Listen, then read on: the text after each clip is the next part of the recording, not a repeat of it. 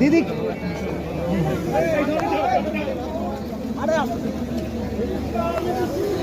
না এই বৃষ্টি